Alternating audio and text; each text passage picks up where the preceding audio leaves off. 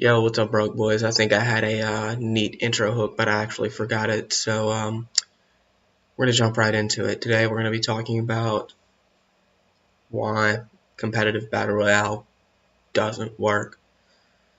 And I originally wanted a comparison to. Well, let me turn this audio down so I can actually speak. Anyways, originally I wanted a comparison um, to a childhood game, to a game that children play that is fun but not competitive. But in the end, after racking my brain of all the games, pretty much all of the games that we play as children are fair. I mean, of course, some kids are better at it than others, but by extension of the rules, most of them seem to be more or less fair. No one has an advantage uh, to begin with, or as any portion of the rules would state, no one has an advantage. No one starts out with an advantage.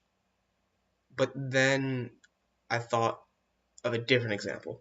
The only example of games that we play that we consider to be fun but not competitive are gambling games or like niche tabletop games like Uno or something. It's fun, but it's in no sense competitive. You're dealt a random hand at the start of the game, and you could have a very good hand or you could be screwed.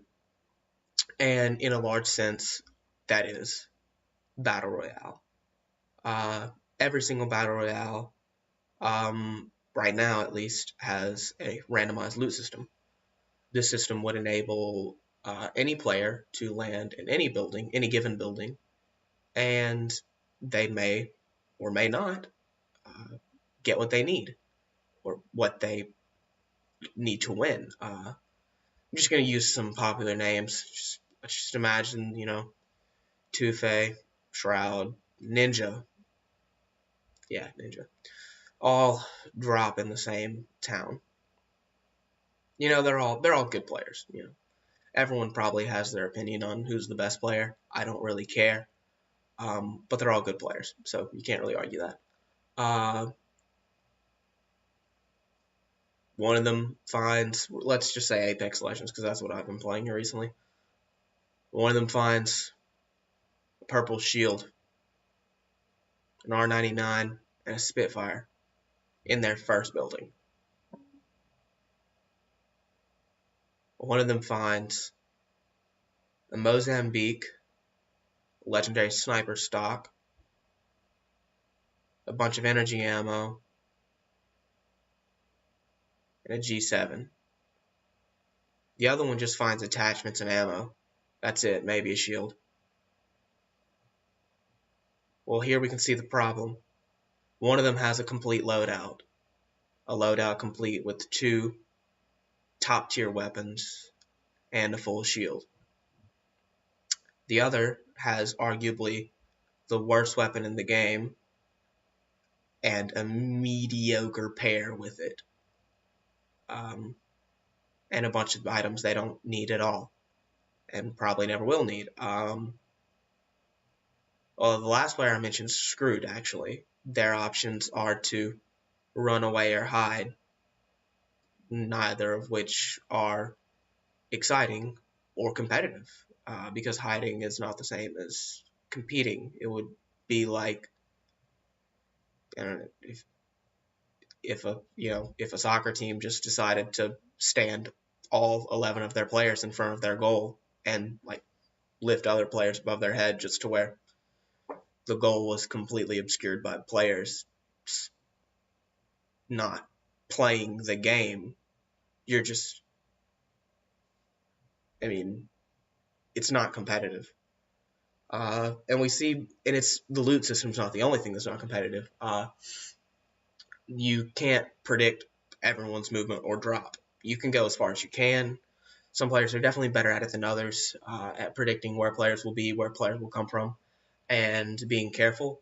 But the fact of the matter is, you start fighting with one team, and every single team within a 500 to 700 meter radius know exactly where your team is, and they will try to third party you.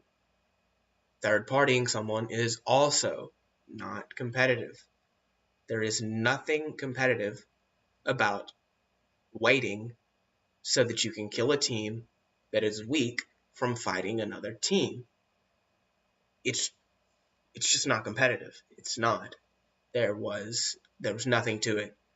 You can say that it's strategy, you can say that this, that. You're not wrong. It is strategy.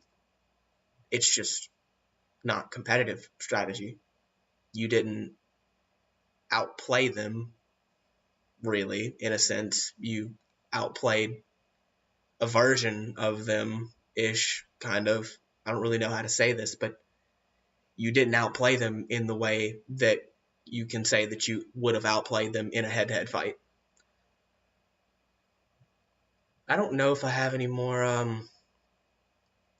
topics on this, actually, but yeah, that's a lot of companies right now are really trying to do battle royale, and a lot of them, well, not well, honestly, it's a mix of organizations and companies themselves. Both of them do it, but they all seem to want their battle royale game to be competitive. And well, it's not. It's battle royale. For battle royale to even begin to be competitive, first off, pretty much all the weapons would have to be good. There couldn't be bad weapons.